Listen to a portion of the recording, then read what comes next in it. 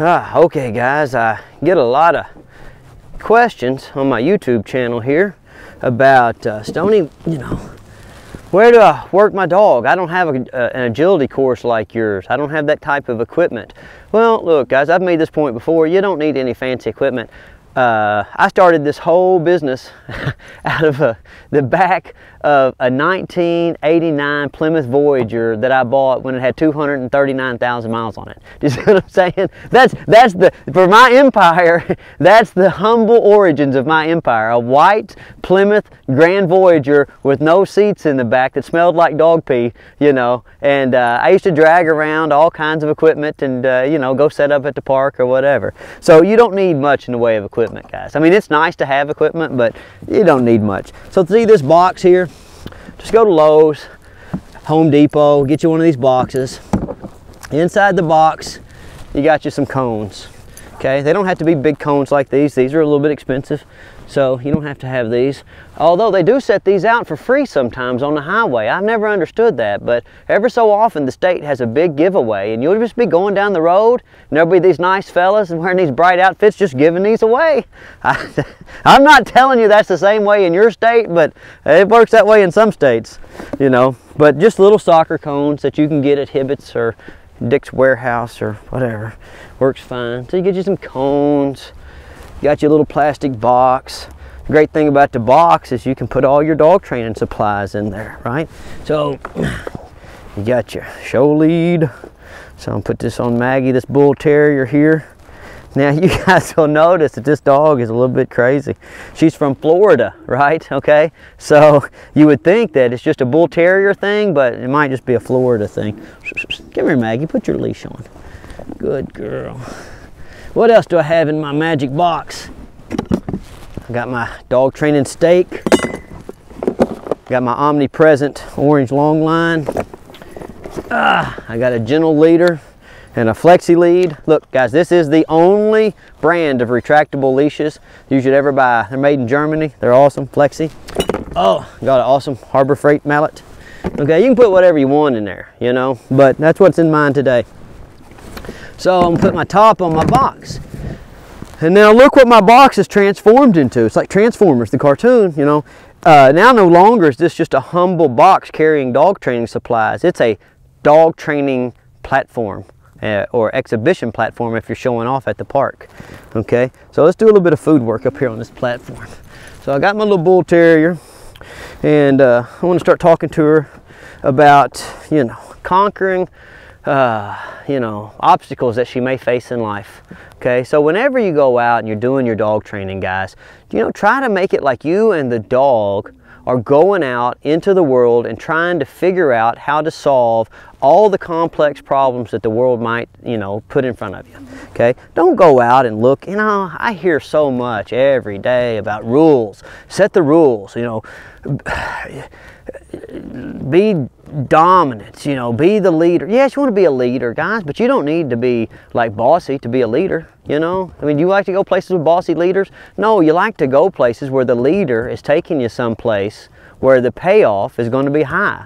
If I'm going to climb a mountain, I know it's going to be hard, but I'll get behind a leader that can get me there because I know the payoff is going to be high. That's what I want out of the dogs. I want the dog to think that the payoff from coming out into the world with me and going on adventures and conquering small challenges is going to be a giant payoff, which there is for the dog, right? The dog's going to learn to come and be still and have good manners in all circumstances, and as a result of that, it's going to be more able to be properly integrated into the handler's life, right? So the better the dog behaves and the more well-developed the dog's sense of understanding and belonging is in different environments, then, the more people are going to like it and the more you're going to be able to take it places, okay? So that's what I'm doing out here.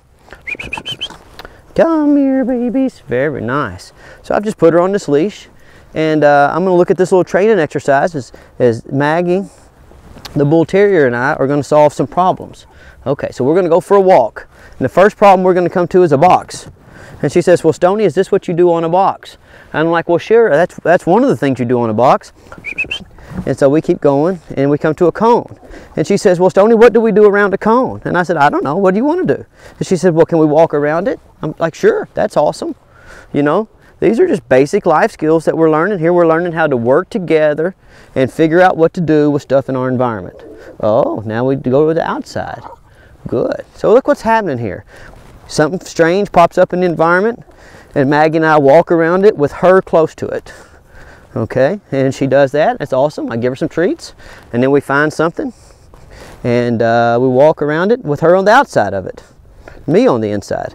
Okay, well, that's pretty cool. This could be mailboxes. This could be anything, guys. Oh, it could be trees when you're hiking. Now this dang box has popped back up. Up. Wait. She goes, well, Stonnie, what else can we do on this box? And I said, well, you know, you can stand there, look pretty. And she goes, really? And she says, well, that doesn't seem like that great an idea. I say, well, okay, let me see if I can't convince you that it's a good idea then. So what happened? I put her up here on this box, and she said, okay, getting up on that box is cool, but I'm a bull terrier, and I don't like to do things for long periods of time. So I say, well, I understand that. There's no need for me to fuss at her for getting off that box. I just need to convince her that staying on the box is a good thing. See, so right there, as I go to move, she gets off, and what that's telling me is that I need to do a little bit more convincing. And so how am I going to do a little bit more convincing? I'm going to speed up the treat delivery. I'm going to give her treats just a little bit faster. And now another thing is getting on, that's got Maggie not wanting to sit still today, is it's only 13 or 14 degrees, and she doesn't have much hair, and like I said, she's from Florida, so she's like, look dude, let's get to that moving stuff again. Good. Good. So give her a few treats. I'm just not waiting long. Come on, come on. Very nice. You're very smarty. You're a very smart girl. Now we'll just go over the box, up. Good. Oh, we'll go right to the cone, and we're going to change paces this time. We're going to go a little faster. Woo! Very nice. Oh, need a little extra encouragement on the outside turns. Come on, Maggie. You can do it. Good. And then we'll go to the inside turn. Woo! Ooh, what if we go fast, Maggie? What if we go fast? Oh, very nice. Good girl. Now we're going to weave through these cones. Oh, come this way. Now, see, look. See how she's already anticipating going over there? She's like, Stonnie, I have got this one figured out. I've got it figured out. I'm going to run over here on this box. That's where you give me those treats, right? So you don't want to fuss at them when they anticipate that that's what you're going to next, right? You don't necessarily have to go just because they decided to go, right? But I'm proud of her because she figured that out. But I'm going to say, no, come here first, and let's walk over to the box nicely. Now, Hup. Very good. Very nice. Come on off of there. Oh, get over in this position. Oh, you are a smarty. Now let's go. And let's just keep going. Very nice. Come on. Let's go around this cone. Oh, very nice. Now let's go around this cone. Oh, very nice. Oh, you getting bored there? And then what you're doing is just adjusting your treat schedule, guys, based on the performance. You know, if you need to give her a few more treats to keep her on track, well then go ahead. But every day, try to use a couple less. Wait. Good. If this was nice hot weather, I wouldn't be having too much trouble getting her to stay up on this box, to be honest with you. Good. All right. Good. Well, that's your pro tip of the day. You don't need fancy equipment. You can have a perfectly well-trained dog with what you can carry around in this box. All right, go out there and look for you some of them guys giving away free cones.